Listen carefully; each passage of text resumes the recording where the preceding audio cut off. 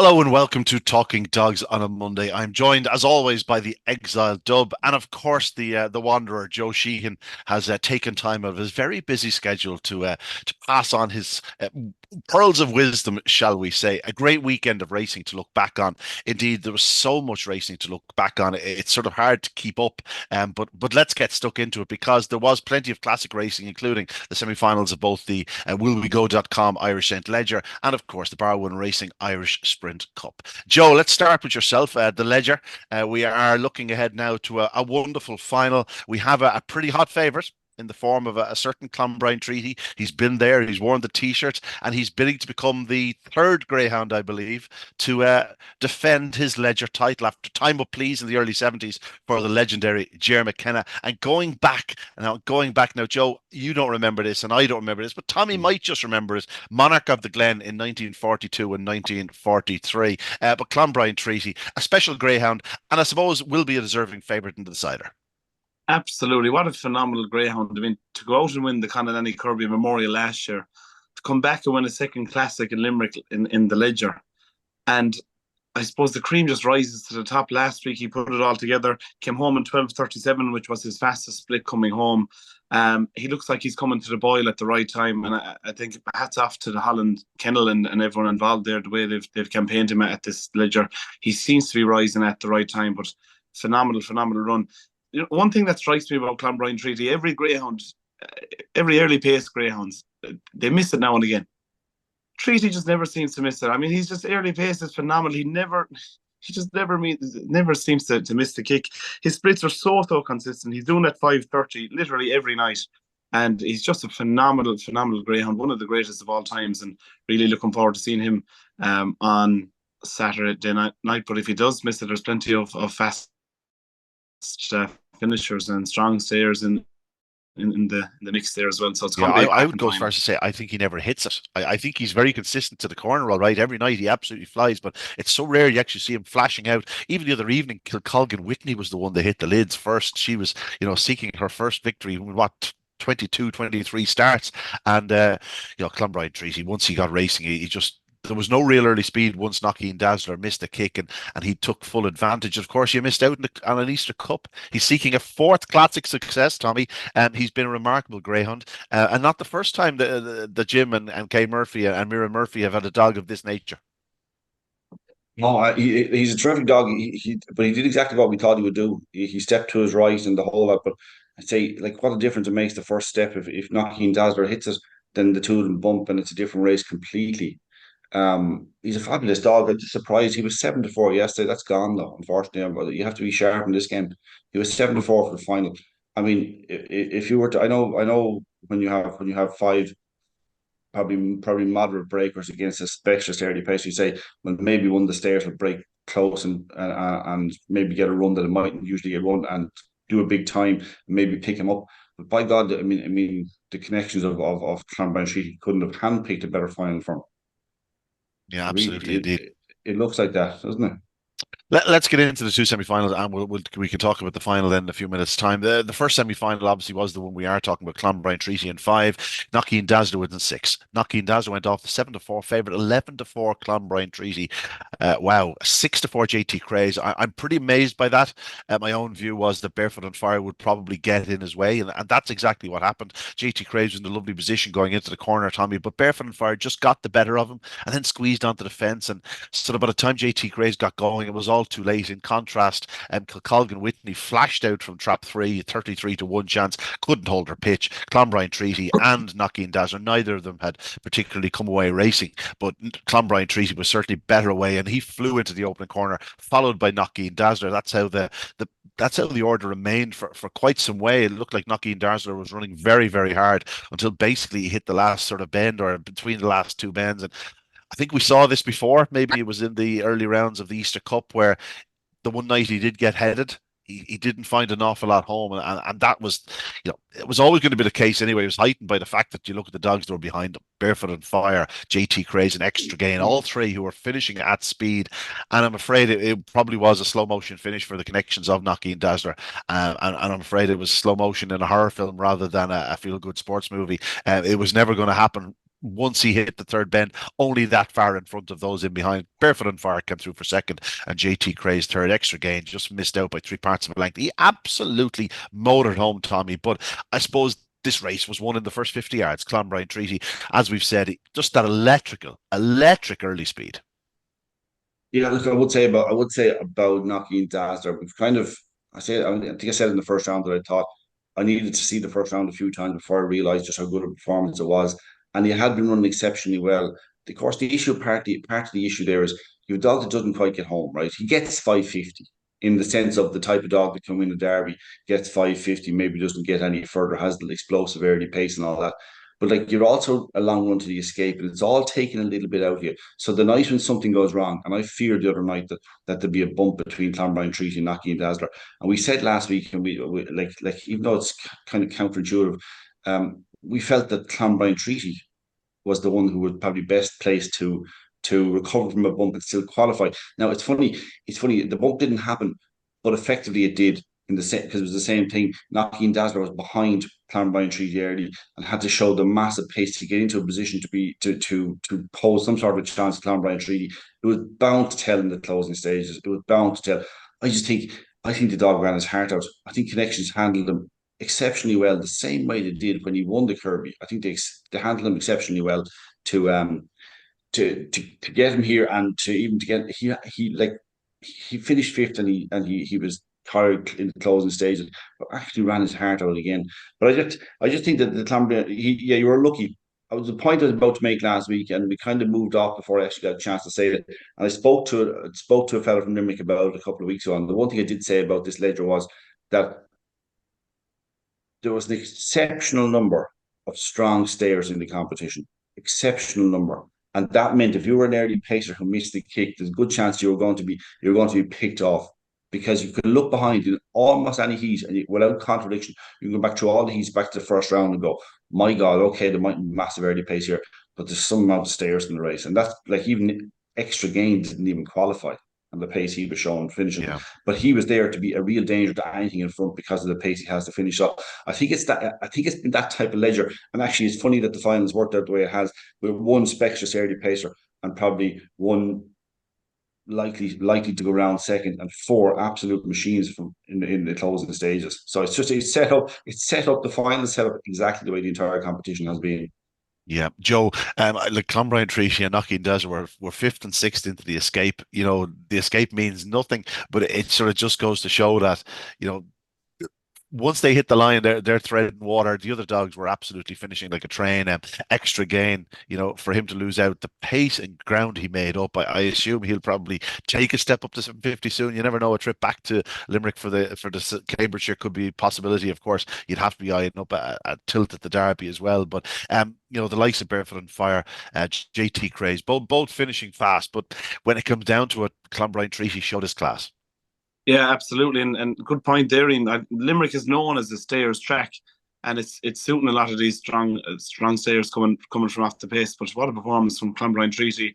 I was kind of devastated that Dazzler didn't qualify. I think he deserved to, but Tommy actually said it last week on Talk and Ledger that he had ran so well the previous week that did he run his final in that quarter final when he did that 29:49? Because that was a phenomenal run. As you said, the commentator said he was 16 lengths clear of the back straight, but that was an absolutely phenomenal run. And maybe there was a hint of maybe tiredness. Did that run take it out of him? I think he can stay a lot stronger than what he showed us, but he still has a massive career. And hats off to Connections and young Dan O'Reilly. Wonderful to see only at 17 years of age for him to achieve what he's achieved is fantastic. But Clonbrine Treaty was interesting. I was going back over his splits from last year when he was running in the Ledger, and he was doing similar to the third bend: 17:04, 17:07, 5:26 in the quarter final last year, and 12:34 home, 12:35 home. So in the Ledger consistently last year he was doing around 12:30 home. Up until now he's been doing 12:47, 12:50 home.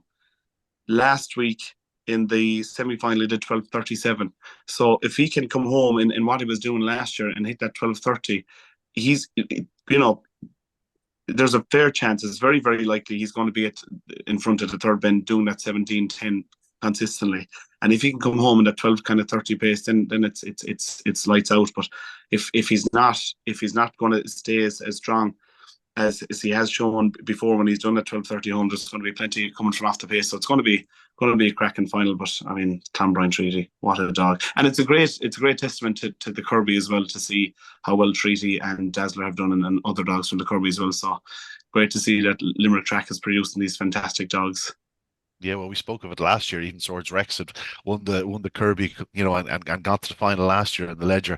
It really is standing up. A dog that runs Limerick always tends to run Limerick. Certain dogs run it much better than other dogs, and I think Clonbrine Treaty is certainly one of them. That's sort of stating the obvious, as we say. In second spot, Barefoot on Fire.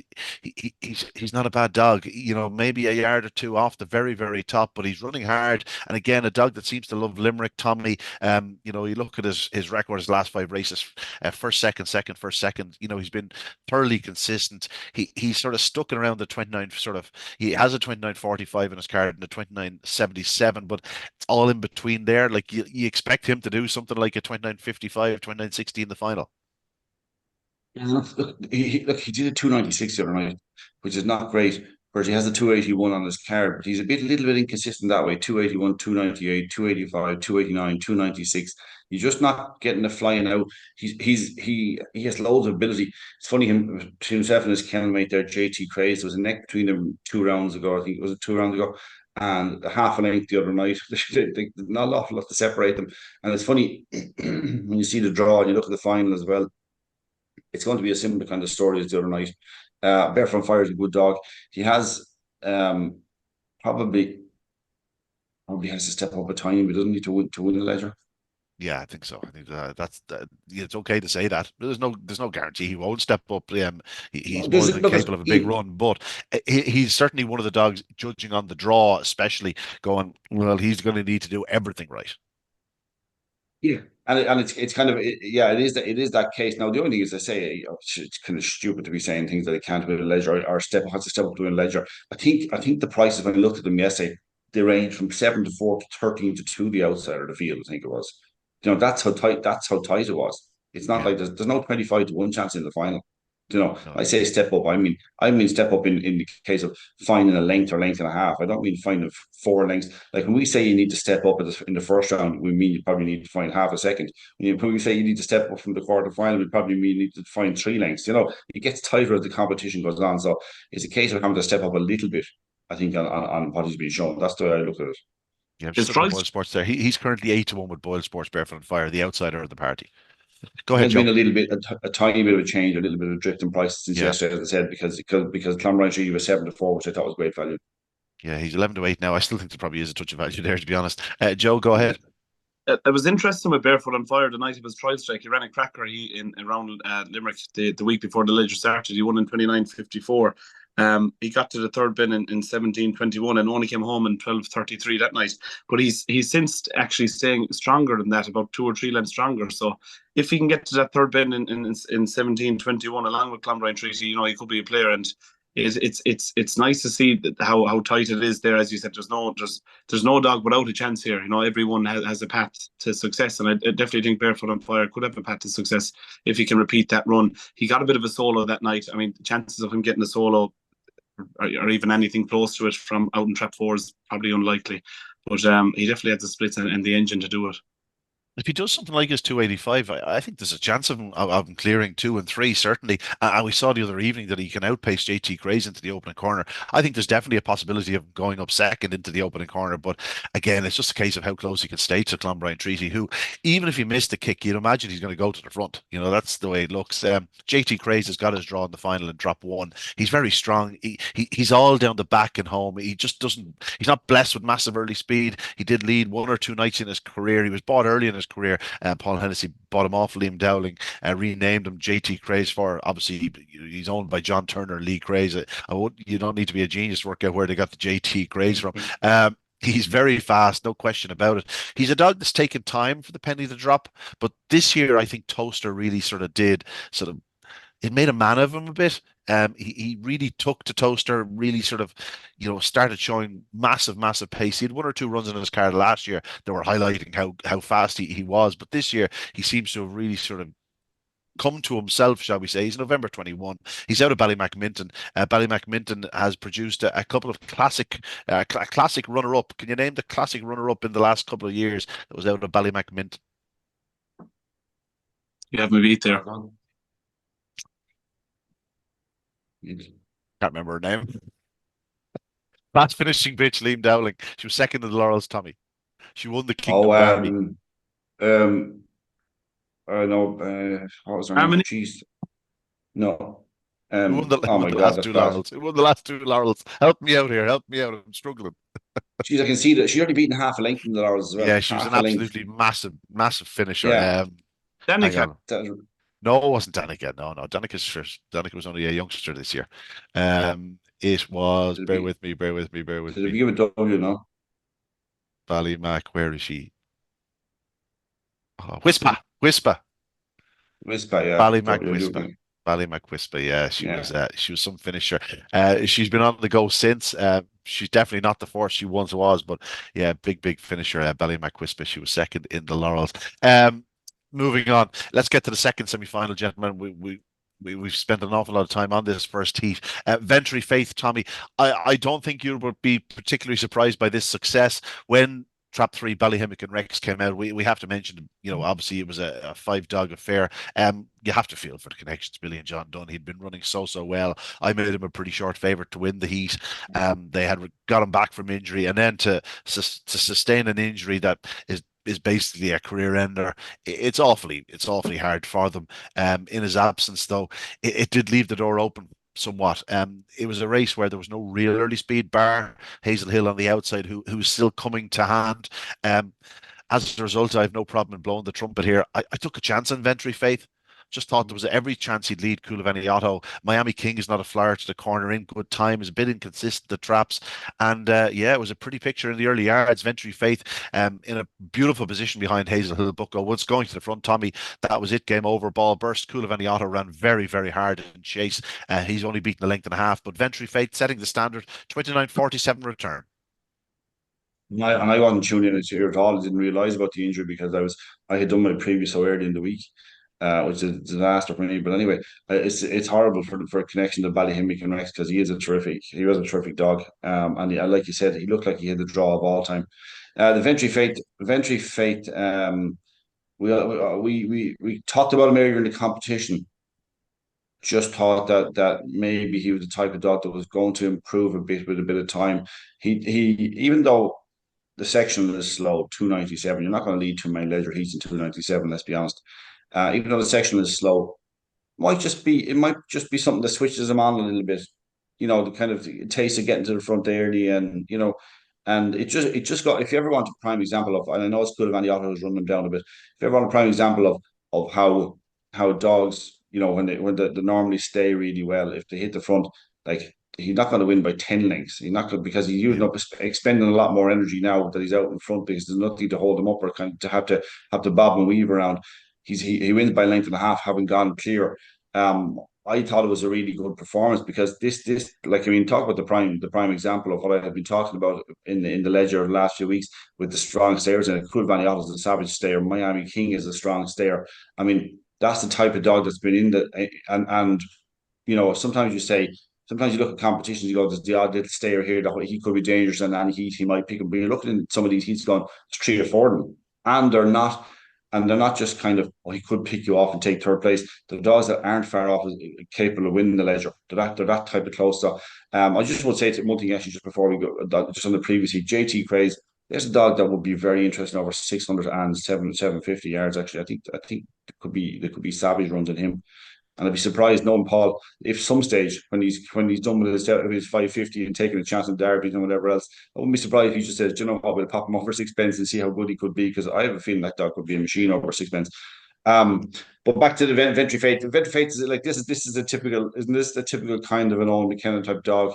The way, and to pick its way through a competition and end up in a final, and you're saying in there with a chance. Now, I do think there's a slight overreaction to the victory in the sense that he's about 6-1, 11-2, 6-1 to win the final. He will need something more than that to actually lead. At the, well, not lead Clanbrine, to lead the other four. Nobody's going to lead Clanbrine Treaty if he produces a semi-normal kind of exit from traps. But to win, I think Ventry Fate needs to lead the other four, and that probably goes for any of the other five in the competition, doesn't it? Apart from Clanbrine Treaty, whichever one turns second is probably the only one that has a chance of picking up Clanbrine Treaty, I would say. Yeah, I suppose he probably does have the right dog in four, Barefoot Fire. Like we saw the other evening when he was in trap two, when he got room, he edged onto the fence from trap two across his kennel companion JT Craze. And if Barefoot Fire happened to pop out and start to edge across, Ventry Faith would find himself with lots of room. But then again, he's probably going to be thrown by the dog on his outside, absolutely hammering into the opening corner. But I could see an avenue for Ventry Faith to turn close. I could see an avenue for him to turn closer than maybe 1, 2, or 3, but he's going to need to be hitting the lids. There's no question about it. He has a 289 on his card. He's going to need something very similar on this occasion. Joe Ventry Faith was a good winner, but I'd say Coulivanny also pleased Pat Buckley in second.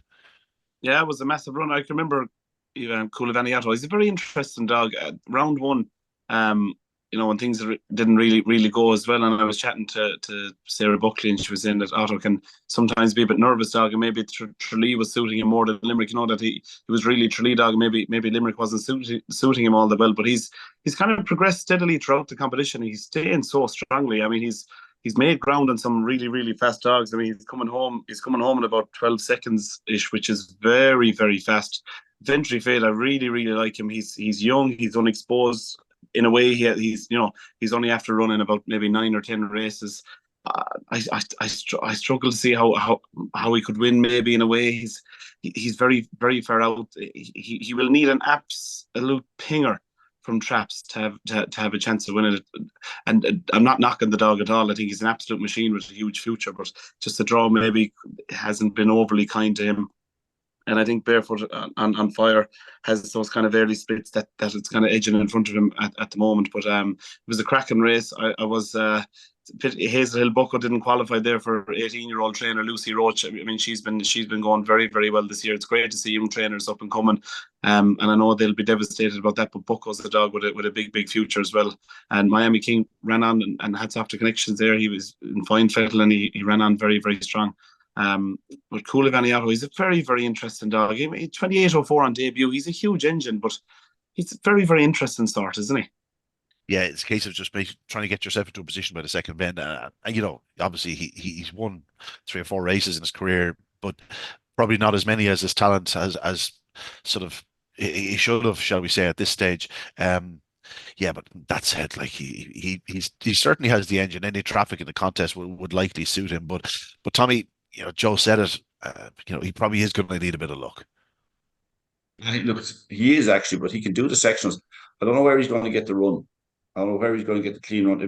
And you can't say, you can't allow JT Craze get in front of you and think, I can pick him off. No, that ain't happening. Because like I think, to be honest about it, if you want to win the Leisure, you've got to turn in front of JT Craze and give yourself a chance at getting to Clanbrine Treaty. And that's the way I'd read the final. Coulivanny has phenomenal pace. And to be honest, I know I made the point about how sometimes when you're in front, you burn a little more energy because you've got a clear run and you're running a bit harder the whole way through. It's still a huge performance by Coulivanny to get to within a length and a half of Ventry Fate. It really is. Yeah. No, he did get a lovely run down into the third bend and took it well and everything else. And he has immense ability. He really does. And you know what? To be honest about it, unless Barefoot on Fire comes across the 3 dogs on the inside, and maybe that's possible. You point out that maybe that if there's any bit of room, he'd probably step into it. It's not that there is scope for something. The way you find in a final, sometimes something will ping out that you didn't expect it. You weren't sure it could happen.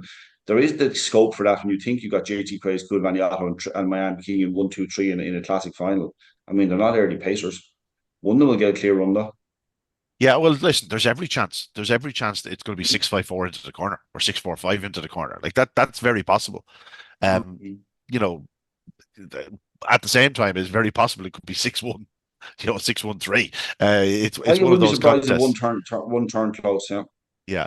Miami King is the one dog we sort of haven't really got to. He's an all-rounder, Tommy. He has a bit of pace everywhere. We always refer to your old pal Mal Brandy. That's the type of dog he is. Like he'd probably stay at 5.75. Like the 29:30 trial ahead of the competition, so it tells you what he's capable of. But because of his style of racing, he very rarely gets on the bunny and gets the chance to really, really run. And there's no question he's the engine. He's another one, like it's one of those races where you'll be doing the preview going, oh yeah, we'll need to hit the lids, needs to trap, needs to find himself in front early, needs to be at his sharpest. Like it does get monotonous, but that's what, in a final of this nature, it's the dog that takes the ping that obviously enhances its chances. Like we all expect Clonbrine Treaty to go round 2-3 in front. And if he does, he's going to take the world of catching. But there are 2 or 3 dogs that he does not want to see turning solo second. Certainly 1, 2, 3, 4, each of them. But at the same time, he's going to take the world of catching, especially as Joe alluded to. He probably is strengthening up through the competition. He's probably just getting a bit better. He tends to do that with himself. Clonbrine Tree, he runs into competitions a bit. But Miami King is one of those dogs that has the pace and the engine to perhaps close on him. Let's look at the final, Tommy. Like, what way do we see it? We're all sort of saying that we think Clonbrine Treaty, whether he hits the lids or not, will shoot up the outside and go around in front. And then it's a case of what happens in behind. Look, his best run in the competition so far was the run the other night. It's not hugely improved. It's not his best ever. It's not. It's still 12 spots off what he has around here. But he has that happy knack, doesn't he, of finding a way into finals of competitions, and then with his early pace, it's such a huge asset. What tends to happen as you get to the latter stage of competitions, you don't need me to point it out, but when things tend to get a bit tighter toward the latter stages, that early pace becomes more important because it's more likely because the competition is so tight that there'll be a little bit of bumping, a little bit of scrimmaging. And this has all the hallmarks of that type of. He won an Easter Cup with 29.77 on his card. Like there was 29.18 to the night in Shelbourne Park for the same distance. But like that's what he's about. He's about getting to the front. And it doesn't matter time. Like this is a Ledger final that will be won in 29.50. The exact clock he did in the semi-finals. It's a great point, a great example because it's exactly how showing how important that early pace is. I mean, look at anything can happen, and if you're backing him at 6-4 now, the only thing you're nervous about is that he gets his break to some degree, but like he does, and you have to if you fancy him, you have to take the chance at 6-4 that he's going to do that. That he's probably going to be 6 clear at some stage, and whether he'll still be in front of the line or not, it's all you'll be keeping your eyes closed probably the last 25 yards. I can't see any other result apart from him winning. I thought JT Craze. The only thing that concerned me with JT Craze is the other night he had trap one. I thought was a decent draw, and he got outpaced into the bend. Those last 25, 30 yards into the bend. Yeah. That is the worst place to get outpaced. That is the worst place because that's where you're going to be forced to check and do things like that, and that worries me. I know he's capable better at 29.43 in his card. Like if you took all their best times, I know some of them are trial form. There's nothing between them, absolutely nothing between them in theory. So yeah, I think I thought the 29.30 to 29.47, like 2.5 lengths between the 6 of them and their best lines of form. Now, be it some of that is trial form, some is race form. Yeah. I'd say it's even tighter. I'd say it's even tighter if you just do it purely on race form. Because the 29.30 goes up, that goes up. Like I'm going to struggle to make a case for Miami King. To me he's clear outsider of the field, clear outsider, and it's not reflected in the betting. I'm going to struggle to find out.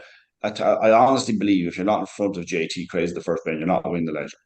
Yeah, and Coulibaly is a savage there who has to find a way, and in there among his early runs and your early runs generally aren't reflective of what type of dog you are. You need time to kind of get used to. Because in amongst the early runs, there is a little bit of early pace. If he could find that to lead JT Craze for one night, he would have a chance of winning the Ledger.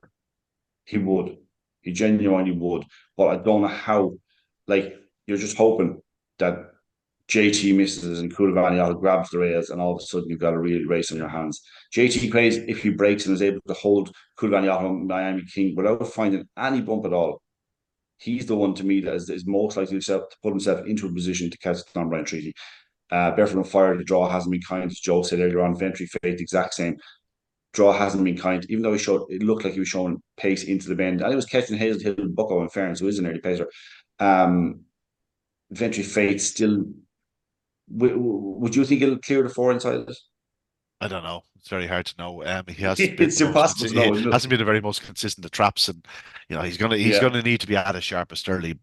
I'm just looking at Clonbrine Treaty. I just think he'll lead early I and thought go the on to 7-4 score. was huge. Yeah, so did Huge, I thought. As I said, I still think the 11-8 is value. I sort of thought he was nearly more of an even money chance, to be honest. Yeah. So you're going 6-1 and 2, maybe? Yeah, probably. I'd probably join you. Yeah, Joe, what about yourself? Yeah, it's interesting with Clonbrine Treaty, because for the first couple of rounds, people were really questioning him. Even locally at the track, there was a lot of questions. Is he the same dog as last year? No, has age got him, or what has happened? And all those questions and all those doubts seem to be totally erased after his run last week. And he does seem to be coming to the boil at the right time. I do agree. He's definitely the most likely winner. But just coldly on splits alone, if he's not if he's not 4 or 5 lengths clear at the third bend, you have JT Craze, Coulivanyato, who can come home in 12 seconds. And if they're, that's a 5 lengths of a difference. If Clonbrine Treaty's coming home in 12:37, but if he's not 5 lengths clear of those dogs, it's going to be a hell of a race to the line. I mean, from a neutral point of view, it would be nice and exciting to see those kind of, those strong stayers with him to the third bend. It doesn't. No dog's going to be, is going to go to the third bend as quick as he can in the 17:10. I do think Treaty is the most likely winner. I'd probably go for Treaty to winner. I think Barefoot on Fire, he does have that bit of early pace. I think so. 6, 4, and 2. I'm going to go with Treaty to win. And Coulivanyato. Sorry, Joe. Have you got the sections to the third bend for the other dogs? Yeah, which one? You're saying 17:10 for Clonbrine Treaty. Yeah. What are the likes of JT Craze and Coulivanyato doing? Craze 17:47 in round 1, 17:55 in the semi-final. Craze went up in 17:48 and came home in 12. It's just over the 5 lengths. Like it's going to be a rapidly diminishing length or half length or something, isn't it? It actually Otto, he must see it. Otto is 18-12. I have him up here. That was round 1. He's going up in about, I'd say, around 17:60-ish, but he's coming home in 12:10. And you can only with the splits, it's only guaranteed within a couple of spots. You can kind of mark within a length either way. He come home, I reckon, in around 12 seconds.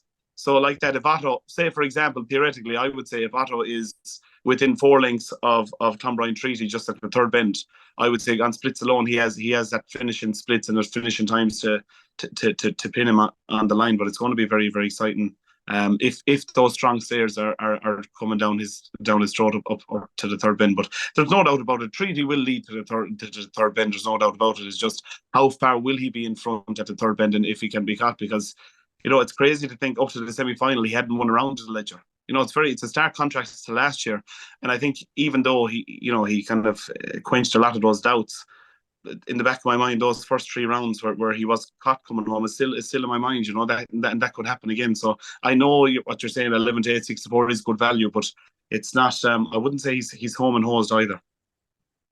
I don't think anyone's saying he's home and hosed, but he's home and hosed. 6-1-2 for me, 6-1-2 for you, 6-4-2 for Joe. A great final to look forward to in the willwego.com Irish St. Ledger. We better move on because we have a mountain to get through. We're going to have to fly through Dundalk. Tommy, Broadstrand Sid. He did it again, 2060. We said last week that we're not sure any dog has gone to the corner as fast as he did in defeat last time out. Well, he did it again on Saturday night, 2060 off a flying start. Well, a good start, but his early speed to open up 2-3 lengths on his rivals into the corner, he just kept increasing and increasing. He went on to win by 6 lengths from the rapidly progressive Elite Kursk. As I said, 2060, the second fastest time ever done. If you look through the remainder of the times through the whole competition, the track seems to be very much on parity to last year. But there's these 2 outliers, this 2057 in the opening round and 2060 in the semi-finals. I think sometimes you just got to say, I think we're witnessing brilliance. And I think that's what Broadstrand Sid is. We've known from the very early days that he was sensationally fast. But what he has achieved in those 2 runs is remarkable. I think it could be a few years before any dog gets close to them. I think so too, and we talked about it. Like the track record was on his a sprinting debut in top company. Like I mean, that's ridiculous stuff almost. It's been well picked out by connections. I know it might seem obvious to them, and in hindsight, it's to everybody else. But the competition's been well picked out by them. To come here knowing what they had without having to have a competitive sprint beforehand. His pace into the bend, we said he kind of genuflected slightly, kind of stumbled at the bend last week when he was challenging Carrigallo. What I loved about that performance was that he kept going. He's as tight a railer as you'll get in the home straight. He absolutely takes the paint off the rails all the way up the straight. Like he's beating Elite Kursk, a dog that you were saying rapidly progressive. He's a smashing dog, that dog. Romeo Taylor, who does the 694s we talked about and better, he broke well. Now, I don't think he was at his very best the other day, No, whatever didn't was look the good. reason, I don't know what it was, but he wasn't at his best. And there was one crucial thing. Well, it actually probably made no, let's be honest about it. Broadstrand said did exactly what he did in the first round when he was drawn in. Was he drawn in one? He kind of edged right, coursing the hair, doing nothing wrong. He's coursing the hair. He's doing everything right. In fact, edged slightly, very slightly right, and probably would have made no difference. But Mina Manito, you talked about it. I think Sarah talked about it last week, saying that trap one in a sprint in Dundalk can be extremely difficult to cope with. And Mina Manito was often lucky, just missed it completely. That left the gap for it didn't look. I think the way it happened, we'll probably all agree. Broadstrand Yeah. Sid would have just opened up that gap anyway and been able to do what he wanted and do exactly what he did. 2060, like I don't know what to make of it because I'm looking behind going, Elite Kursk, you're running a cracking race. You're doing 2102 and you're not winning an ass's roar of the winner. Yeah. It's like, Well, I was always told that if a dog did 21:20 around Dundalk, he was capable of nearly doing a 28:20 in Shelbourne if he was staying.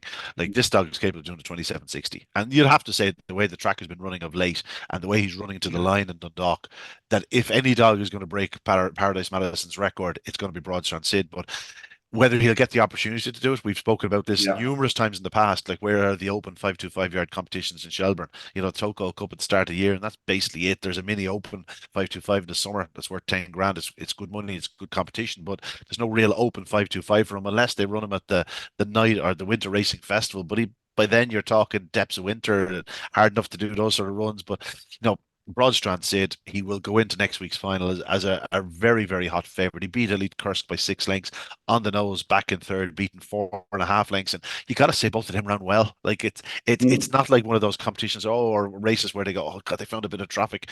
Like Elite Kursk did everything right. If Broadstrand Sid's not in the race, you go, God, Elite Kursk has a right chance in the final. This dog is just doing absolutely everything right. He just ran into one, Joe. Isn't that like it happens?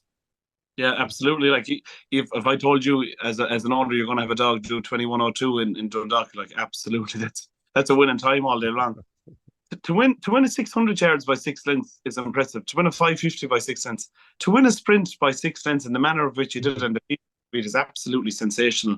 But Elite Course definitely worth a massive mention. I mean, he came in, ran that 8-3 competition around Enniscorthy, and he's improved so much. 18:38 in the sprint. He's a dog with a very, very big future. It'll be interesting to see if they do go for the laurels with Elite Course. But broad sense, I mean, what a dog, as we said, 6 lengths. In the first race when he beat Road Exile by 5 lengths, he's just absolutely sensational. And if things go his way, I think he's in trap two in the final this weekend as well. If things go his way in the final, it's lights out. He's one who's home and host. Yeah, and we'll talk about that €10,000 bonus, but it's definitely if he goes to the Laurels, like I have to say, that's like when you put up a bonus like that, you're not really counting on a dog like Broadstrand Sid coming along because if he does win the sprint, there's no question that he'll be favoured to win the Laurels. Let's get into the second semi-final. Tommy, I think Carrick-Aldo in third is where we have to start. He ran both a disappointing race and a remarkable race, if that makes sense. He flashed out, and all of a sudden you're going, well, this fella's going to do a 2078, 2080. Like, this is a hell of a run. And just had no answer to Road Exile into the opening corner. We mentioned about Road Exile last week. He hadn't been hitting the lids, and even the other night, he didn't take a flyer, but he showed more of his old sparkle. Like, he has some big runs around Dundalk last year. And I think last year he peaked a bit early. I think this year he's been slowly coming through the competition. He's improved through it. And hell of a run, 2089. He left good dogs sort of standing. Ballymacfin came through into second spot. Carrick Aldo was actually out of the frame at one point. He was back and forth, and then he actually nearly grabbed second again. He flew up the home straight. Like, it was a remarkable run from the second bend home, but disappointing from the first bend to the, or from traps to the first bend, given the start he made. Tommy, what's your take on it? And firstly, we have to mention one more thing. Dynamic Force. He's only beaten a half length to qualify. 21:02, big run, hell of a fast greyhound, no question about it, Tommy. The tail issue, the tail issue. At about 8:30 last Monday evening, got a text from Paul. Got a text from Paul. He doesn't have them all that long, but what happened was early in his career, some big old galoot stood in his tail, and it's just crooked. It's a crooked tail, and that's why it looks like it is. He's not feeling it. Paul. He goes through them with a fine tooth Yeah. comb. He said Oh, he's not Paul, feeling it. no, He's looking forward to campaigning this fella. Sadly, he went out the other evening, but he only went out by a half length behind the Carrigaldo. So he went out in the sword. I got a text from Kevin all right during the week about Dynamic Force. And it was a good report. That's what I wanted to hear. He was in good form and always good with him. But Paul would do what he normally does to get checked out and loosened up before the usual stuff. He looks after them properly. The race itself. Let's start with Carrigallo. You started with Carrigallo. Let's start with Carrigallo. I think there's a small issue, and I'll tell you why. If you watch the quarterfinal, you watch the quarterfinal and the semi-final, if you put the two videos side by side, they're almost a carbon copy. Pops out really well. For about 20 yards into the bend, dogs on his inner a dog on his inner on both of them is kind of getting upside him. But if you watch the quarterfinal, he runs the bend exceptionally. He takes off on the bend. If you actually watch the video, he takes off around the two bends, and hence the reason he wins impressively. Now, I know there are two dogs inside of a tree, really, in the semi final, but he doesn't run it at all. He loses lengths on it. And then when he straightens up again, he picked up the ground to qualify as if it was nothing, as if he was against, as if he was against inferior dogs, but he wasn't, because these are proper greyhounds. Um, I don't know what it is. I don't know what it is, but it just seemed to me something. And I thought I would have argued that his run last week and his run the previous week, I'm talking about last Saturday week, quarterfinal, and the previous week, were exceptional. They said to me that he was right back at his very best. And something about that run at the bend. Now, maybe it's nothing. It's not much, because if you're doing 20, well, what's you beating? Less than a length and a half. If you're beaten less than a length and a half by a dog doing 20:89, you're not far off where you need to be. But I just thought that maybe there was something small. He didn't run that bend, didn't accelerate out of the first bend like he has been doing. And that's a concern for me. Road Exile, in fairness to you, you were keen on him and sure that this sort of run was back in him. I wasn't as certain, because he feels, he's only 20, is he May 21? He feels like he's been around for absolutely forever, doesn't he? Every time there's a competition on Road Exile, he seems to be in it somewhere. We're talking about it. Every time I we're on, suppose we're the talking likes about the it. likes of these dogs that can run over 5.25 in sprints. Yeah, You can campaign them yeah, that little bit firmer, that little bit harder. yeah, yeah. He's been there, as what would Damien Lonigan say? Like, he's danced every dance, like he's turned up to every disco. You know what I mean? And in fairness to him, he's largely held his form. Like, he does hit spots of form, but you could just see the last couple of weeks that there was little signs that he was coming back to himself. And I just thought the prices that were on offer in the semi-finals were a bit insulting to him. Yeah, he possibly they were. You'd call it, in fairness to you. I just like, I'm Ballymacfin. What about Ballymacfin as a greyhound, just in general terms? I don't know. I wouldn't have, if you had said to me, you know what, we'll be seeing that Derby runner up. We'll be seeing him in a sprint cup there in a couple of years time. I'd be like, what? What are you on about? He's just a terrific dog. He's the most consistent. I think Dynamic Force is a dog we'll hear plenty more about as well. I've talked about how much I like him.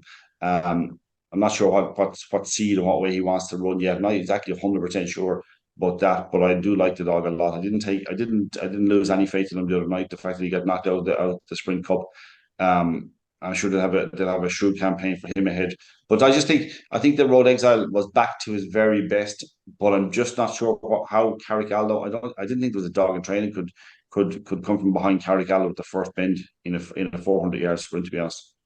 Yeah. No, it was a hell of a run. Carrigaldo. We hope that he turns up at his very best in the final, because he will need to be. Joe Road Exile was a good winner, however. Bucks is lethal with this type of dog. Yeah, absolutely lethal. And as you said, he's danced every dance. Look at his strike rate, 24 from 49, almost 50%.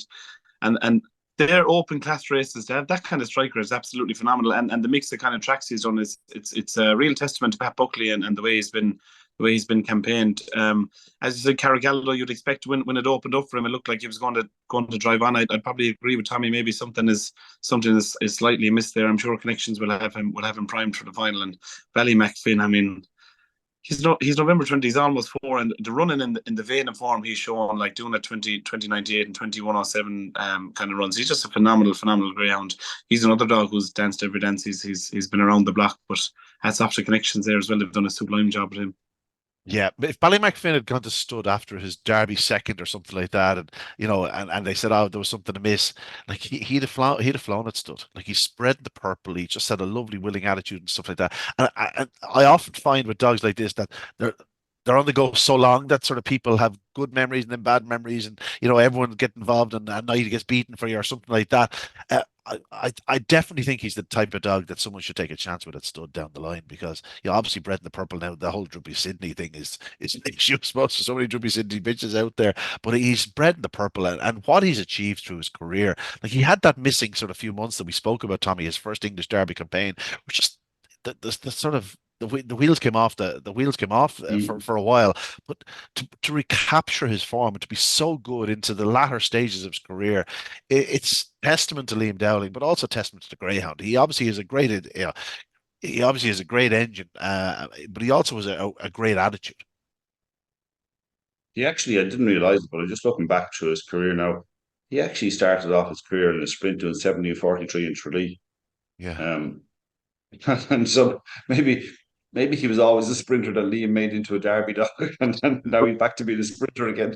He must show, obviously, because of the number and the quality of the greyhounds that go through the Ballymacfin kennels. They must know exactly what he has, all the time, and he must be showing savage pace since he was a very, very young pup, and I mean proper sprinting pace kind of. He must be showing something untold. He's just a likable dog. Put him in there with the Yeah. likes of There, Trinity and there, there is Juvenile and there all is those. there is there is an obvious reason why his first two races were sprints now. Yeah, keep him for Lee What was the Strand. what was the third race exactly, Joe? The third yeah, race Lee was in the Lee Strand. Yeah, Strand, yeah. 29.79 for 550 yards, followed by a 29.92. Big run I don't- in the semi-finals, and like he obviously had shown enough early. They went, this could be our Lee Strand dog, and I'd say they'd love to win the Lee Strand with a dog like this. But yeah, but what a remarkable greyhound he's been. And continues to be. Just looking ahead to the final, gentlemen, Ballymacfin is drawn in trap one. Of all the dogs, he's probably the one that could handle it best. Broadstrand Sid's in two, On the Nose in three, Road Exile four, Carrigaldo five, and Elite Kursk in six. It's very rare you'll see this in the classic final these days, gentlemen. We have three middle seeds and one wide seed. We've only two inside seeds. And you'd have to say that the draw has been pretty kind to Broadstrand Sid. If he traps on terms, he's going to take the world of beating, no question about it. But any sort of mistakes, and that the likes of Road Exile, Carrick Aldo, Khalid Kursk on the outside will be there, and even Ballymacfin sitting and waiting on the fence. It's an intriguing final, and it's going to be part of a wonderful night's racing on Thursday night at Dundalk. I'll be there. Tommy, I believe you'll be there. Good to be there, yeah. Joe, are you still in the country? I think I might have a gig that night. I have to give the. No kidding. But a great final to look forward to, Joe. The eye is obviously drawn to Broadstrand Sit.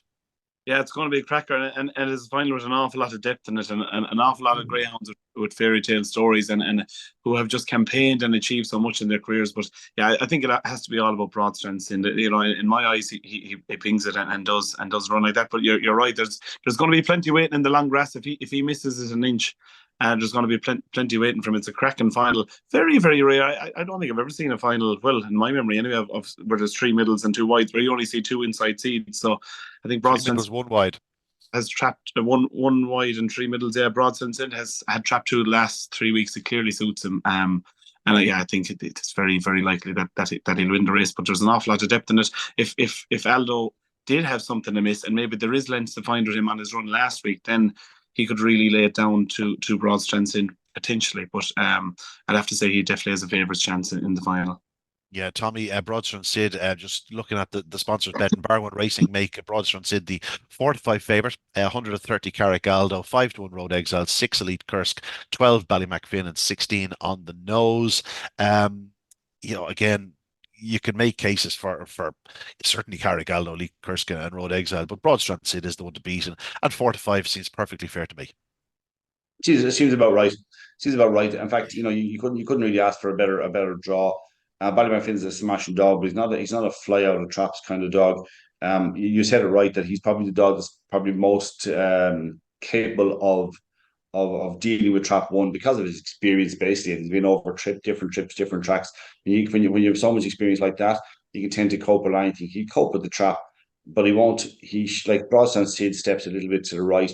I mean, doing that probably couldn't ask for better than on the nose. On the nose is about, was he four and a half lengths behind Lee Kursk the other night. He was beaten 4 lengths in short head behind Lee Kursk the previous night. He's kind of, I'm not saying his form is entirely static, but it seems to be his kind of level, if you know what I mean, at the moment. Now, he's quite likely raced, and I'm sure Peter Corn will get more out of him over time.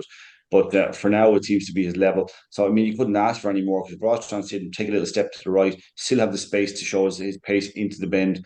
And I'd be surprised if he's beaten, even though like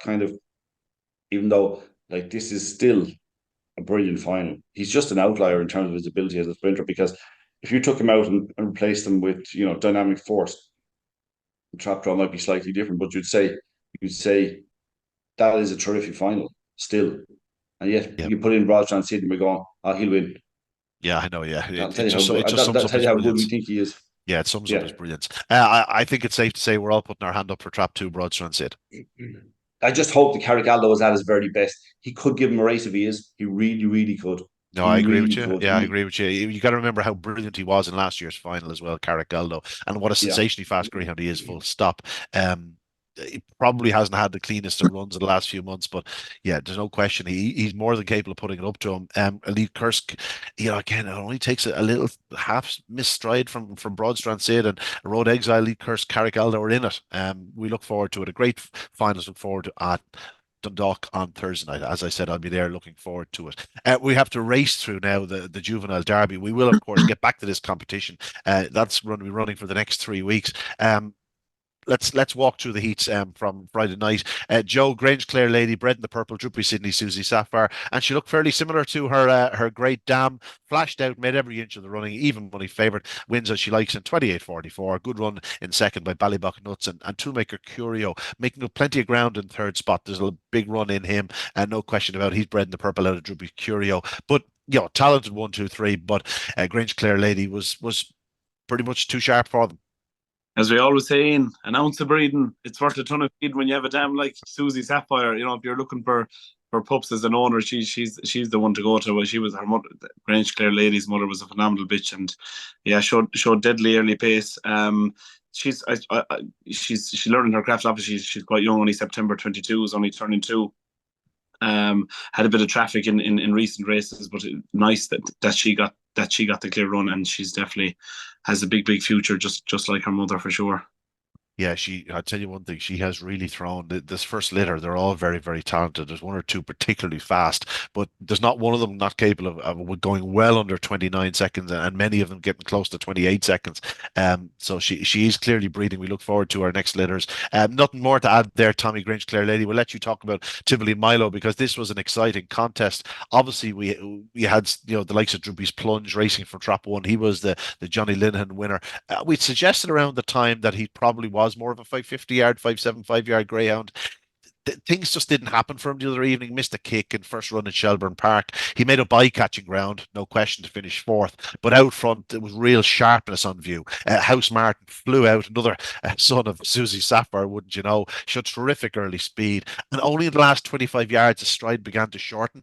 And in the end, Tivoli Milo, who was second throughout and sort of tried on 1 or 2 little occasions to close, well, he did get up in the closing yards. He too was bred in the purple, given the fact that he's rural Aloha, very closely related, out of Duck Fat, very closely related to rural Hawaii, the Derby champion as well. So, lots to like about Tivoli Milo, lots to like about House Martin. Boyle Sports Blue was just behind them. He too absolutely flew into the third bend, charged home. He's a really exciting tracker, and Droopy's plunging fourth. This is one of those heats where each and every one of the 4 qualifiers could be in the final and could indeed be challenging. This was a real pub's race. Just everything about it looked like a pub's race. House Martin out in front, and you think it'd probably do enough to win. Tivoli Milo was in behind and not sure where he should go, looking around, should I go inside, should I go outside, what should I do? It looked for most of the race like he was going to hang around in second place, being beaten 2.5 lengths, not because he's not genuine, just because he's puppish and he didn't have a clue what he should really be doing and how he should really be doing it. And I actually love to see that, because that's what you want to see when they've only had 3 or 4 runs. You want to see the improvement that's there. That's obvious that there's loads of room for improvement. So I think it's a huge effort to get up to beat House Martin, who I think had been promoted to, like, quite prominent in the betting for the Irish Derby, hadn't he, a couple of weeks ago? Did we not mention House Martin? I think you might have mentioned it a I couple of think weeks when he ago. came in for And him, then yeah. Boy's Horse Blue flew home down the outside to beating a neck and a head. And your Drugby's plunged back and forth. I think time showed this to be a proper heat. But I tell you, I fancy the chances that every one of them will improve 20 spots or maybe even more. And that's like, you're already talking, the winner did 28. So, I mean, you're talking dogs that could probably potentially, some of them could potentially break 28 seconds. Yeah, no, a hell of a heat, no question about it. That's one we'll keep referring back to, like all four of them. Like, the dog that was in fourth is 27.94 in his card around Cork. I think that says it all. Yeah. P3, and it's a really likable display by Braymore Dice. This is a dog who sort of caught me a little bit unawares in his previous start, winning in 28-25 at Shelbourne Park. Yeah, track is going well, no question about it. He had a couple of decent enough runs in his card around Thurles, but that was only his second success. And then to follow it up with another 28-25 success, he had an 18:59 trial at Shelbourne, which sort of hinted that he had loads of ability. He didn't get everything his own way in the early yards. He had to sort of force his way around the opening corner to get the better of Uncle Frankie on the bend. And once doing so, he ran strong, because Hussein Pickles looked to be close enough for the third bend, and as fast as she is, she just couldn't quite get to him. She's beaten ahead. Braymore Dice, though, looks a really nice type for MJ Corrigan. Well done to him. In second was Hussein Pickles. I think he'll need a bomb to keep her out of the final. She's so fast. She's so strong. And one or two of the early pacers will struggle as things get tighter. She'll be coming home like a train each night. And cheap sandwiches, I don't think we've seen the very best of this fellow from in Shelbourne Park. He didn't take the flyer. He can. He's got some he's got some really good form around Tralee in the Lee Strand. He finished second in the final to Dashing Toro. So very impressive trial form, but just yes to get loose in Shelbourne Park. But he was third. Uncle Frankie back and forth. We lost out in Ballymac the lad there, talented tracker. But I like Braymore Dice a lot, Tommy, and Hussein Pickles. As I said, I think she'll be very hard to keep out of the final. I like this performance. I like it from first and second, actually. Again, as you say, Braymore Dice had to battle a little bit of a bump at the first bend. Kusa and Pickles, like, if you watch this race and watch the previous heat that I talk about two different types of way of attacking races. They seem to be a much more experienced style of running, but they're obviously not that experienced, but it just looked more like they knew what they were doing. And hence the reason it was a really really good race. Hussein Pickles obviously has low pace and had to kind of do a little bit of ducking and diving and weaving and kind of push away into positions which would impress you. You just look at the form so far. It's only an October pup. You look at the form so far, you'd say tends to miss the kick. I mean, it was last early the other night, 222 sectional, 219, 270, 226, 212 best, which is an outlier and not leading. So obviously going to have to improve a little bit on the likes of that. Hussein Pickles, if he's going to be winning more races at this level, but it's obviously improvement in it. The winner's very game and entitled to improve plenty as well. It's only had 6 runs. That was the sixth run, I think, was it? Yeah, Yeah, yeah, he's only had a handful of races. That was race number 6. Yeah. yeah. Good race. Right. We'll move on because we have to get through them quickly. Randolph Scots won the next heat, Joe. When you're talking about pedigrees, Brett Lee out of OIU penalty. OIU penalty was an absolute monster. We know exactly how highly regarded Brett Lee was, both in Australia and, of course, in Ireland as a sire. An 8-1 chance all the same. But there was nothing lucky about this. Evolution set a blistering gallop. A brother to Braymore Dice. He set a blistering gallop from trap 3, but Randolph Scots charged into the third bend, took it up, and once doing so, eased on to win by 5 lengths. Julie's Gem ran well in third, and Infield Destiny in fourth. But I suppose the big thing to take out of this was the elimination of the big two in the market, Yorkie Ollie and Dutchy. Yorkie Ollie is amongst the favourites for Irish Derby Glory, been unbeaten prior to this. I'm not saying the bubble has burst or anything like that, but it's amazing what happens when you throw an unraced greyhound from an unraced competition into open company like this. And while they are an inexperienced bunch, it was very much a different test for Yorkie Ollie, and I'm afraid he didn't quite pass it. Yes, luck wasn't on his side. He didn't take the flyer. He didn't get the run that he needed. But in the end, he probably still should have qualified. But I think inexperience came into play there. Dutchy had no run in early, and his goose was cooked early, but has to be said, Randolph Scott's most impressive. Yeah, a fine run, and had to do it from behind. It was a really, really good run. Um, I guess it's easy to say in hindsight, but 8-1 seems to be a big price about Randolph Scott's. I mean, came in there, when you look at its card, had a 28-17 trial around Shelbourne, but stumbled in traps in that occasion, which would suggest maybe it could be a 28 second run or a 28-10 kind of run.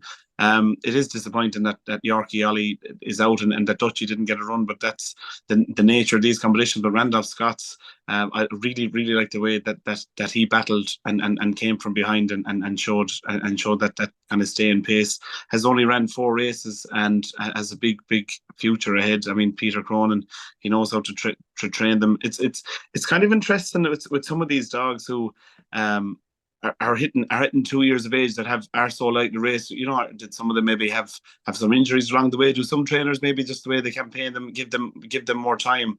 Because when you consider when dogs start running at 6 months, you'd imagine some of these would have more races in the tank. But Randolph Scott's with that 28-17 trial, that kind of run, and really like the way that Randolph Scott stayed so strongly. So great to see that, and well done to Team Cronin. Yeah, I just want to mention Infield Destiny in this contest. He was the 14-1, one of the rank outsiders. You look at the pace he showed into the third bend to get up the inside of Yorkie Ollie. He's a dog I've seen through all his races. Obviously, all his racing has been done at Shelbourne Park, and we were sort of waiting for him to do a big run. He did a 29.76 with a 550 there, July 5th, and since came back and did a 28.07 trial. I would suggest that's not a fluke. I think he's far from the finished article. He looks a bit, how would you say it? The penny hasn't dropped. He's a bit sort of the GPS isn't fully tuned yet, but I'll tell you something. When they have an engine, you have a chance. So keep an eye on Infield Destiny going forward. On to Heat 5 of the Juvenile Derby here. The favourite was Trap 3 or Trap 2 Sid's Buttons. This was arguably the weakest of the 6 heats, but has to be said, a fine display by La Pepinillo. La Pepinillo landing the spoils, a son, another well-bred son. This time of Ballymac Bulger and Coolavany Chick, of course, an English Derby finalist, a sister to the likes of Unlock. We know how fast that family are. This was only its 5th start, and sixth start, should I say, only its 2nd success, and that 2nd success came in only its 2nd 525, both its wins over 525. That seems to be its game, but it looks like Roy Ball, Trevor Pearson, and of course Michael Cord, who had a Derby runner-up a few years back with Mina Miracle, have a nice type, Tommy. Professional performance, Pepinillo. I'm not sure the Derby winner will come from this contest, but a fine display out front. A perfect use of trap 1. Popped out, stayed tight to the rails, moved off about a dog width down the back, and then came a little bit more central up the straight. Apart from that, ran as good a line as you could want for an inside dog. We can all say yes, sometimes we love them to court the hair because they're chasing so hard. But actually, if you're backing a dog, or if you own a dog and you want them to run their line, you want to prevent dogs getting opportunity to get up on the inside and kind of cut them, kind of knock them off bends, whatever. For an inexperienced dog, I thought it was an exceptionally good race line. Yeah, Clonfert Danny ran a big race in 2nd spot. John Young is going to have some sport with her. She had a good card around Mullingar. She had one race in Shelbourne. I think she debuted in Shelbourne, but then she improved considerably for her runs around Mullingar. She had a 29.15 run, 29.26 run. Like, they're both very good runs around Mullingar. Like, you're taking 50 off that again, 28.66 and 28.65 for grading purposes. She's yet to win in Shelbourne. But looking at her the other night, like, she's 4th for much of the way. She finishes 2nd. She's absolutely charging home. They're going to have real sport out of her. She's a really nice type. And to the last of these 6 heats, we'll let you both talk about this, because this was the standard setter, Callaway Kenagari. Kenagare. I got a voice note from Dennis Murphy. Kenagare. It's I think it was his father's homeland, or townland down that direction. So it's Kenagare.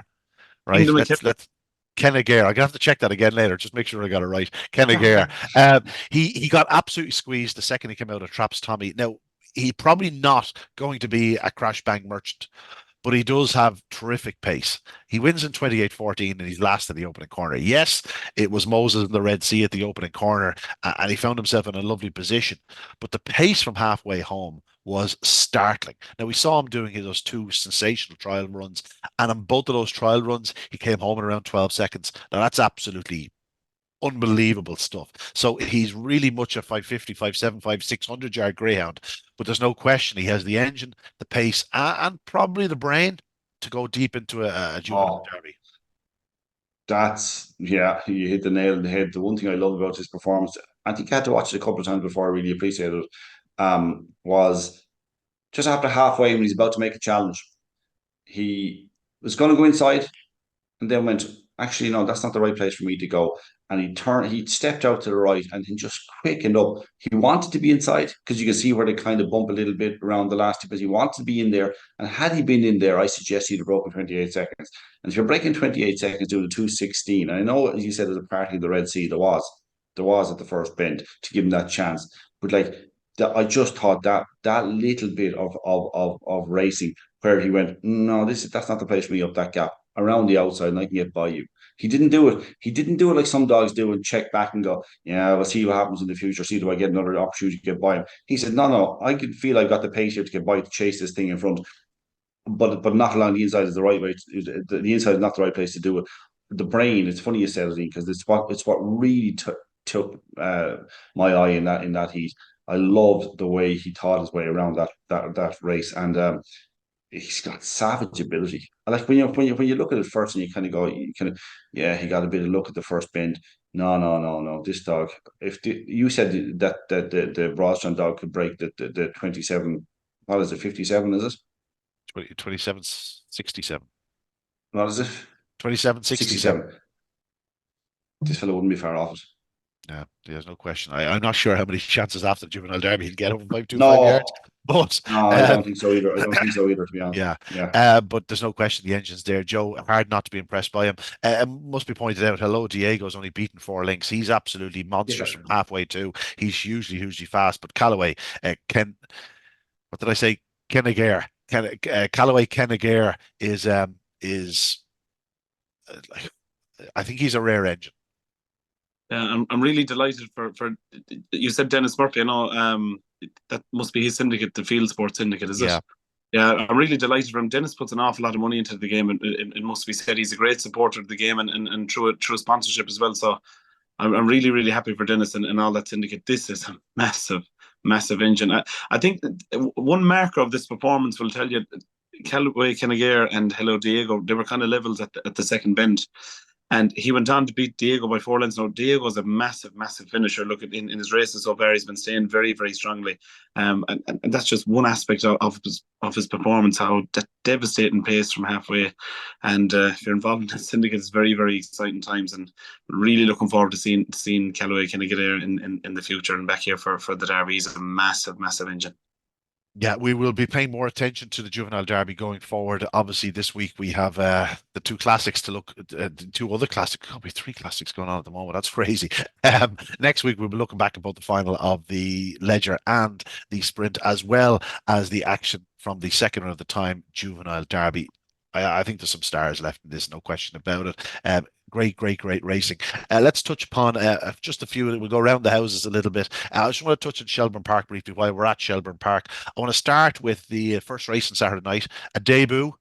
A dog called Clara Inferno did 28:12. He had qualified in 1852. So obviously very talented. His only 4 bend mark had been back in November of last year. I'd suggest he may have had 1 or 2 4 bend trials at Shelbourne Park behind closed doors, because he started a 1-2 favourite the other evening. Did absolutely everything right. Sadly, I don't think the video was there. There was issues with the toe situation. Now, I do think if you go on to I think Brian Kennedy might have the video up on his X feed, but this dog did everything right. Showed lovely early speed, charged on the back straight, sub 16 seconds, and just kept going to line 28:12. I think he's a hell of a good dog. When you consider fastest time in the Juvenile Derby, the previous night was 28:12. This fellow on debut is doing 28:14. This fellow's doing 28:12. I think he's a very bright future. Zippy Canning did a 18:59 to sprint, good run. 7 Beach absolutely flew. Tommy, you hinted once or twice at sort of back end of last year that Jennifer, if she's going to win a Derby for the third year running, maybe something like 7 Beach is going to have to step up. We knew he had plenty of ability. 29:18 the other night, absolutely took off into the corner, and that's something he didn't do in his Derby campaign last year. He never really hit the lids over the 550. The other night did absolutely everything right. 29:18, a hell of a run, fastest run of the year, and I think about the fifth fastest time over the last 3 years. So big run by Seven Beach. The Foxy Devil was chasing all the way, but couldn't get anywhere close to him. He's beaten 3.5 lengths. Big run by the winner. Huge run. And you know, look, he was in sixth, but he's a middle seed, and that's probably what he is rather than a wide. He was a wide for a while. He seems to run. He seemed to come middle side. He seems to be last year when he was running the Derby. He was just inexperienced, wasn't he? Like there was Yeah, a it kind of was. a greenness and He was only a after lot. coming out of champion unraced in Kilkenny. He did one or two other races, but he wasn't really the finished article. You kind of some. I think I always feel that sometimes when you go to Derby inexperienced, kind of hands is forced a little bit too, and you know to try to just it's a lot. It's a lot for Greyhound. I mean, he got to a Derby semi final, and he was without ever looking the finished article at all, and he's been well campaigned again because he's given a relatively light time, but he's hit form now with a vengeance. Sectionals 344. He can improve on that. Yeah, he sure can. Yeah, no, he's a hell of a good greyhound, and we look forward to seeing where he goes next. You assume the Derby is very much in the equation. Highview Jasmine won the final of the Go Greyhound Racing A1 Bitch 525. That was worth €2,500, leading a 1-2 home for Jerry Merriman 28-28. Ballymac the Boss won well. Drubby's Kamari showed terrific early speed. What a professional she is. The dual distance final, quite a shock here. Deadly Disco 2-5. I asked Declan Kells after racing. I know he's very close to MJ. He said, I asked him, does this fellow kennel with Ryhope Beach? Just looked a little bit unwary on a couple of bends when he had company around him.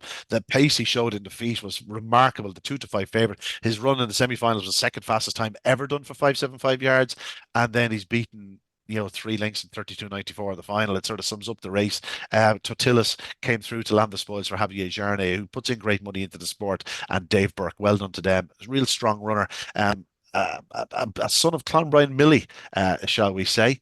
We know she can throw them. And the family will be looking for a classic glory at the weekend. Am I right in saying that? Where's my Clonbrine Yeah. Millie? Yeah, Clonbrine Um, Millie, the dam of Clonbrine Treaty. What a remarkable performer, or what a remarkable dam she has been. Let's move on. Our Cracker won the dual distance final, the upcoming Yvonne Barry 600 dual distance final. That's sort of it's an off-putting name in terms of the upcoming Yvonne Barry Open dual 600 dual distance, but that's exactly what it was. Our Cracker had come from behind to win the semi-final, got loose the other night, 32-14 off the front, hell of a run. Robbie's Galaxy was second. It's such a powerful performer. Crescent Emily flew home to win, and Tribal Sid won the last race in 29:32, showing terrific early speed. Tommy, this is a greyhound that could yet turn into a Derby contender. 16:83 to the third bend. That is very rarely matched. He's Well, obviously I'm glad not you the didn't make it. strongest in the last 25 strides, but like we saw what he could do in the Dundalk International. He was a good winner of the Tipperary Cup. He's a dog that's sort of late to come to hand, but his run to the third bend was stunning. I'm glad you gave him a strong mention in because he deserves it. He won the Tipperary Cup beating Seven Beach. He Oh went yeah, to and sing along Dolly. Yeah, he went to the Dundalk International and finished second to Drewby's Mandolin, and he's coming here and continuing his form. This is as you say, he's late to come to hand. I underestimated him going to coming out of the Tipperary Cup. Underestimated him going to Dundalk, but he's obviously in rare form. Mert has him in superb form. He's an awful lot better dog than I thought he was coming out because I didn't know much about him. I'll be quite honest about it. And he's a type of dog you could see not only advancing quite deep into a derby, you could see him winning heats, couldn't you? Yeah, yeah, absolutely. I'll tell you something. He's the sort of dog you don't want to have it on your inside if you have a real early pacer on the outside, like a Nightclean Dazzler or a Clonbrine Treaty. Like they'll be trying to avoid a Tribal Sid who could easily go a few rounds. He's a very fast greyhound. We have to move on. We are so tight in time. We still have two finals to bring you, three finals to bring you, including the MP Group 750. Joe, we spoke of Tono Charlie last week. 13 in a row. 13 in a row. He's a remarkable greyhound. He is just a powerhouse. He equaled his own track record. 40.76 for 750 yards. I never thought I'd see the day. I remember the track record in Ireland was 42 seconds, the national record. Obviously, that was on grass, but here we are a few years later. 2.24 seconds faster is Tuono Charlie, 40.76, and he never even left a gap open for his rivals. Beat Kinturk Road, who in defeat arguably ran her best race of the year. But she had just no answer to Tono Charlie, who was rampant yet again. Sharon Hunt, what a job she's done with this dog, and Paul Dyer, they really are living the dream. Absolutely. It's 13 on the bounce, 16 from its last 17. Absolutely phenomenal run. I think there's massive credit due to everyone involved in Tralee Tracks. There's the amount of sponsorship and stakes they've gone out to get. And I'm really, really happy that this one is over 750 yards. You know, there are those dogs, the Stayers dogs, who need their recognition and need their competition. And it's absolutely fantastic. And the interesting thing about Charlie is, you know, to do those kind of runs week in, week out is fantastic. And look at its previous run over 550 was a 29.48 victory in Limerick back in March. The last time Charlie ran over 550, and that's a phenomenal run. I mean, that's a run that's nearly good enough to win a Ledger, and to be coming out and do those kind of runs week in, week out. We're a little way off talking about records just yet, Tommy, but let's say he goes to the Cambridgeshire, which has been mooted as the next target. Sharon texted me yesterday evening or Saturday evening. If he does go to the Cambridgeshire unbeaten and also these 15, 16 on his row, like what do you do then? Do you go for the Derby, or do you worry about the unbeaten record? I think you just keep racing them, don't you? Like I'd have no problem in rocking him up into a Derby. Like he's so powerful, so fast, but just a remarkable greyhound. He's been one of the stories of the season, and he's been an absolute joy to watch. In fairness to, I think was it James O'Connor commentated the other day? Was it James? I think it was.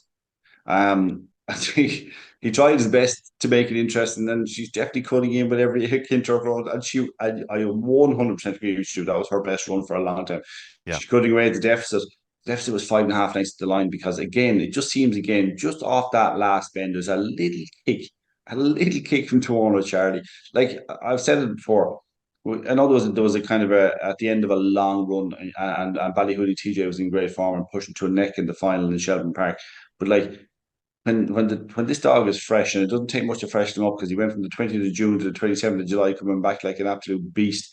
He when he is fresh and well, like he just doesn't give a sniff to a dog. Just sorry, I'm out in front of you. You can do what you like. I'm just like, to do it over 750, the way he does it consistently. If he was a 750 dog that would run into a little bit of trouble, but have this immense pace to be able to quicken up and get it, he'd actually be saving energy along the way. This dog is giving absolutely everything every night. But as a result, never, as I said, never even leaves the door open, even a creak. Like he's just gone. You know, after two strides, his races are over. He's an absolute joy. He has been one of the stories and one of the highlights so far this year, and there have been plenty, because it's been a good year. He is just a joy. That's what he is. Yeah. Joy. Right, let's move on. Romeo Control won the Casco Derby at Cork on Saturday night. Tommy, I have to touch with you again. You're obviously the Cork correspondent. He's won 3 in a row now. It took him 6 to win a race. He's won 3 in a row: 28.09, 28.20, 28.35. Similar enough scenario the other evening: 3.28 sectional. Big 85-pound greyhound, but just you can see he's improving. He's still very young. He's only an October whelp. They will be tempted, I'm sure, to go for the laurels. This is the type of competition you get a dog that can go a few rounds in the laurels. Where do you see his ceiling?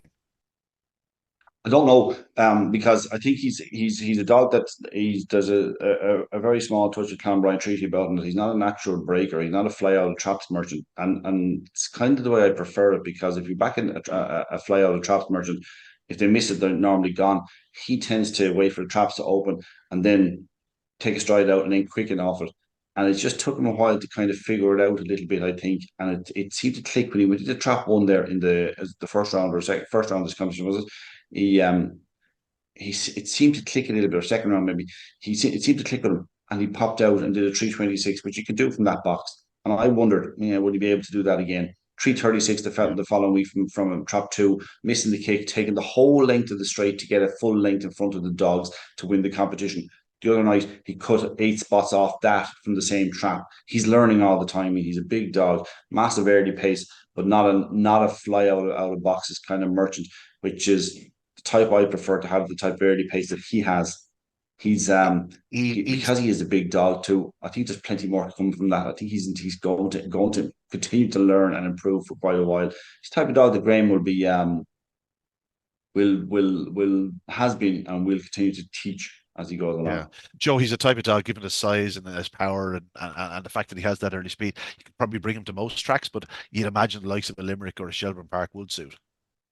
Yeah, you would, yeah, absolutely, and with that kind of early pace is great. But you'd have to imagine with that Cork form. Cork form is a big help to dogs in the Laurels. You know, there's been plenty we've Yeah. seen plenty of local successes around Corrine Park in the Laurels, and you'd have to say all his runs thus far have been down in Cork. Maybe with the Laurels in mind. I know he ran in that novice stake down there, but you'd have to say Laurels would be more than likely the next step for that dog. And then he's young, he's improving, and there's no reason why that 28-35 won't become 28-20 and 28-10 with time, and could have a big role to play in the Laurels yet. Yeah, we look forward to see where he goes to next. He's only in October 22. He's bred in the purple. Obviously, he was with the right man.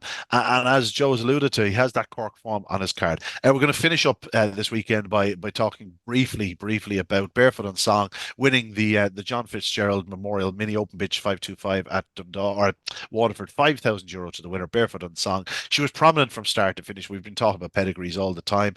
She's out of JT Osprey, who was such a talented performer. She beat actually Piccadilly Attic, who is out of Ballymacbeanie and Oaks winner. So yeah, plenty of breeding there, 1 and 2. But Barefoot and Song, Tommy, I don't know if you got a chance to see it, but she's a nice type. And she was always to the fore. She had gone through the competition unbeaten, and she completed that with a 28.68 return, not quite matching her 28.34 from the previous week, but did what was needed. And I'm sure Paul Hennessy was delighted to win another one for Brian and Kathleen Murphy, two of his greatest supporters for a long number of years. Yeah, they have been as right. The she was just brave. I mean, it was a really good race. The key was, of course, the Abbey Spice and Trap one missed a kick slightly, and that allowed Barefoot and Song kind of grabbed the rails, and Barefoot and Song grabbed that. Piccadilly Attic was showing pace all the way and ran particularly well. But I think just off the last bend, Barefoot and Song kind of accelerated or just seemed to quicken off the bend to kind of take control of the race. Nice performance. Don't know much about her. She only had the 9 races. She's been to Shelbourne Park. What did you see in Shelbourne Park? I saw a nice bitch. I didn't think I'd see a bitch that go on and win an Oaks, but like she ran well through the Brownstown Tango and raced down at Newbridge earlier in the year. I only saw her once in Shelbourne actually, and she never really figured. It was more Newbridge form than Shelbourne form. Yeah. But you can see she's growing into herself. There's no question about it. Mm. Joe, you're done now with us. You're heading away now to warmer climes again. When are you heading away? I'm back on. I'm playing. Don't forget, there's live music after racing in the Ledger final. I'll be playing, and once that's finished, I'll be packing my bags, getting the 3 o'clock bus away, and flying out. Tommy, he missed a winner last week because he was playing. He missed one of his own winners because he had to scoot off and play a gig. My last dance will be Saturday night, so I'm I really wouldn't looking. mind. He told me when I met him in Galway, I could have my life in that dog last week. If you did, you'd be a dead man today. He came out like toothpaste. Came out like toothpaste. I like that. Joe, you're looking forward to the Ledger final. Obviously, it's one of the great nights in Irish greyhound racing, but for Limerick people, it's very, very special. It's a very, very special race. I mean, it's 84 years now, and it's in Limerick. It's absolutely fantastic. From a local perspective, it's great that we have Clonbrine Treaty for the Murphy family, and also that connection with the Conor Nanny Kirby Memorial. The fact that he won that last year, won the Ledger last year. It's great to have that local connection, and obviously you have Pat Buckley, who's a Limerick man as well, trained Culavaniato. So it's great from a local perspective to have that local interest, and really, really looking forward to it. The Ledger final night is always a very, very special night with a wonderful atmosphere. I cannot wait. Since we put this date in the diary that I was playing music after racing, I've been really, really looking forward to it. So it's going to be an absolutely cracking night. Make sure you get on out to Limerick Greyhound Stadium. this Saturday night to see the best of greyhound racing action and the best of music as well. Well, Tommy, rumor has it that they had to make it nearly an all-ticket affair when Joe was announced on the bill. You see, they're expecting an extra 33% on the crowd, but I don't think they've quite made it all-ticket just yet. But make sure you're there nice and early to get into the best spot to watch Joe crooning to his masses, to his fans. Hopefully, not too many knickers and bras have been thrown at you on the stage, Joe. That's it, folks. That's it for Talking Dogs on a Monday. We've discussed it all. The willwego.com Irish St. Legend, Barwon Racing Irish Sprint Cup, the Time Juvenile Derby. We've spoken about the brilliant racing at Shelbourne Park on Saturday night, the fantastic performance of Tono Charlie in the MP Group 750. We also took a look at the brilliant performance of Drewby's Control in the Casco Derby, and of course that run from Barefoot on Song in winning the John Fitzgerald Memorial. A great weekend just gone in Irish Grand Racing, and an even better one to come. We look forward to the final of the willwego.com Irish St. Ledger. Best of luck to all. And of course, on Thursday night, we have the final of the Barwon Racing Irish Sprint Cup. That €10,000 bonus, of course, if the winner goes on to win the upcoming laurels. Lots to look forward to in the coming weeks, but that's it from us this evening. My thanks again to the Exile Dub, and of course, the VIP, the star that is Joe Sheahan. We will see him again, no doubt, before the end of the year. We'll certainly see him next year. But that's it from us on this Monday evening. We'll see you next time. Good luck, good evening. God bless.